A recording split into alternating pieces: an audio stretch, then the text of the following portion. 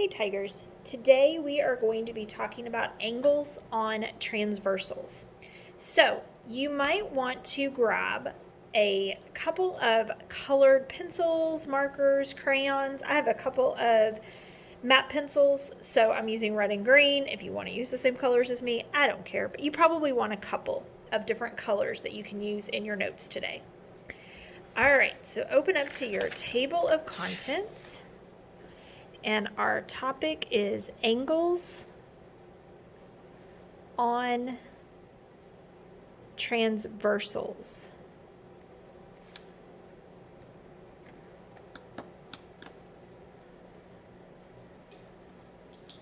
That's getting a little hard to see when it's not as bold as the other pen, so let me go over that again so that you can read that a little more clearly. Angle on transversals.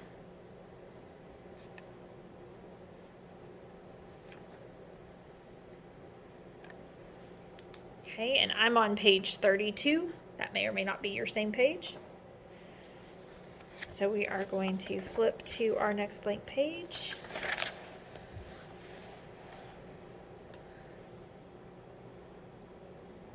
I'm putting the same title.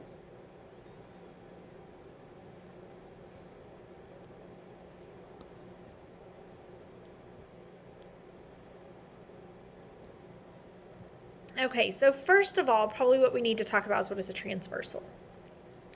So a transversal is when you have parallel lines that are intersected by another line. Okay, so I'm going to draw a set of parallel lines. And we'll leave a little bit of space in between so that I can do some labeling.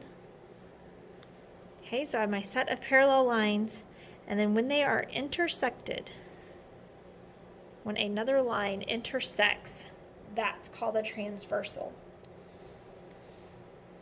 So we're going to talk about some things called exterior angles and interior angles. Exterior angles happen outside of the parallel lines. So any angles that are out here would be exterior. Same thing for down here. Any angles that are outside of the parallel lines are considered exterior.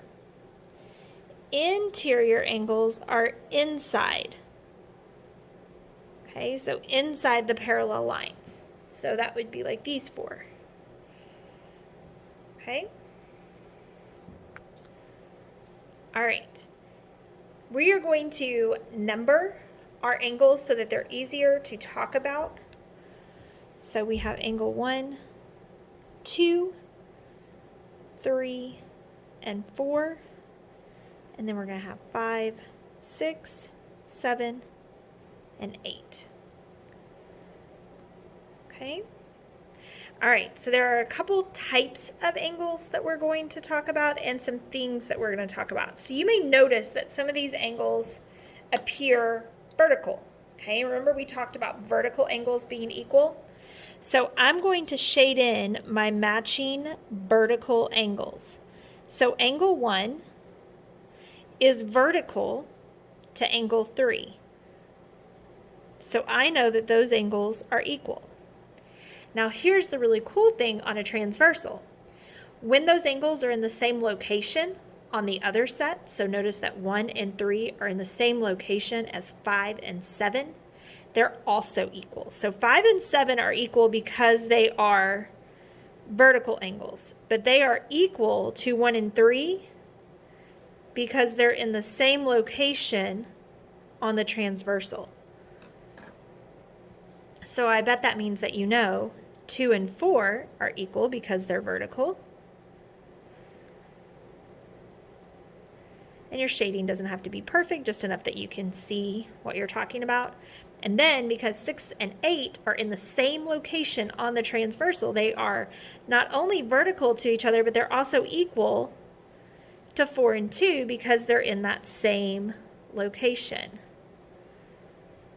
Okay, so you might want to make a note for yourself, maybe over here that says red angles are equal and green angles are equal.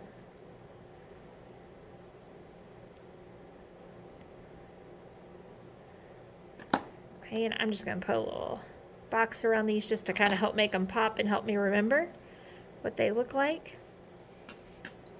Okay. All right. So now the next part is going to be some heavy-duty definition writing. We have 3 definitions that we need to write down. Okay. So the first one is corresponding angles.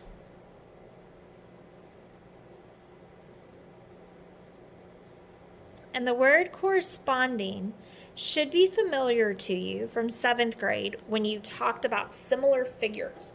Okay, and when we talk about similar figures, and this year, we've talked about similar figures have sides that are proportional and their corresponding angles are equal.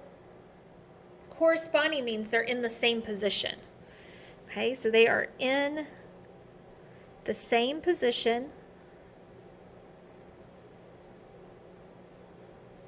on the parallel lines.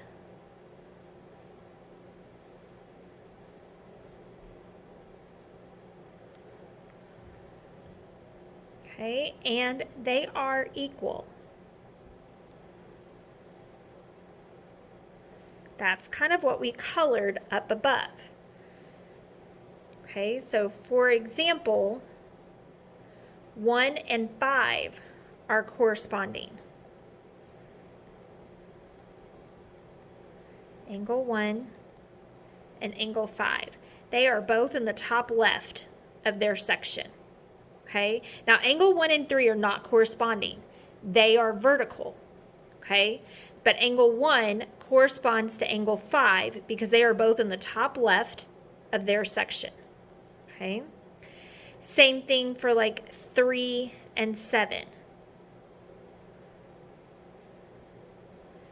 You could also do the pairs of 2 and 6. Okay, they're in the top right of their section. And then obviously 4 and 8, they're both in the bottom left. Okay, so those are all of our corresponding pairs of angles. They are in, if we look at this as a group of 4 and this is a group of 4, they are in the same locations. So 1 and 5 are both in the top left, 2 and 6 are both in the top right, 4 and 8 are both at the bottom left, and 3 and 7 are both at the bottom right. Okay, so they're in the same location. They correspond. And they're equal. Notice they're also all colored the same, like 1 and 5 are red, 4 and 8 are green, so we know that they're equal to each other. All right, our next definition is an alternate interior angles. Remember, we wrote interior and exterior in our diagram already. So interior means the inside, so that's like 3, 4, 5, and 6. Those are our interior angles. Okay, so they have to be inside, and then alternate means that they're on the opposite sides of each other. Okay, so we have inside the parallel lines, that's what gives us the interior.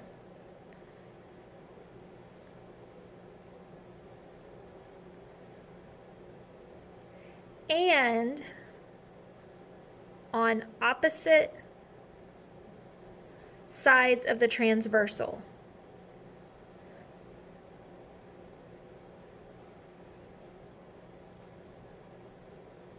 That's what gives us alternate. Okay, and again, these are equal. Okay, so if we're talking about interior, that means it has to be inside the parallel lines. Alternate means on opposite sides of the transversal. This is the line that transverses the parallel line. So this is the transversal.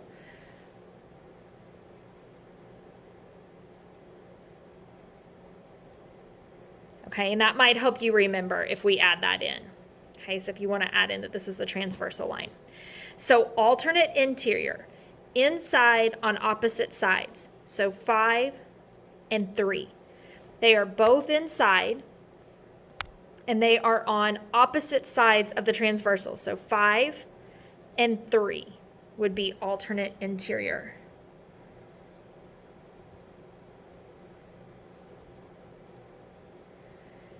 Okay, and then there's one more set.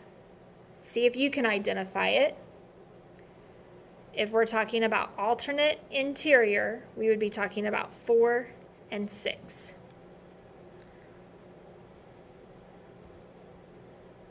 Okay, those would be our only two sets that are interior. Okay, they're inside the parallel lines. Then we have alternate exterior.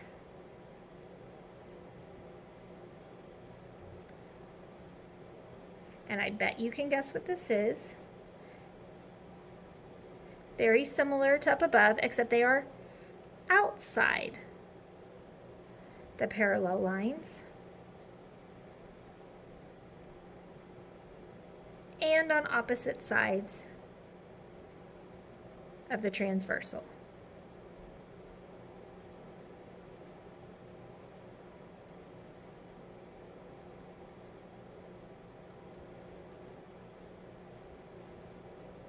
And they are equal as well. Okay, so when we're talking about exterior, here's our parallel lines. Interior is inside, exterior is outside.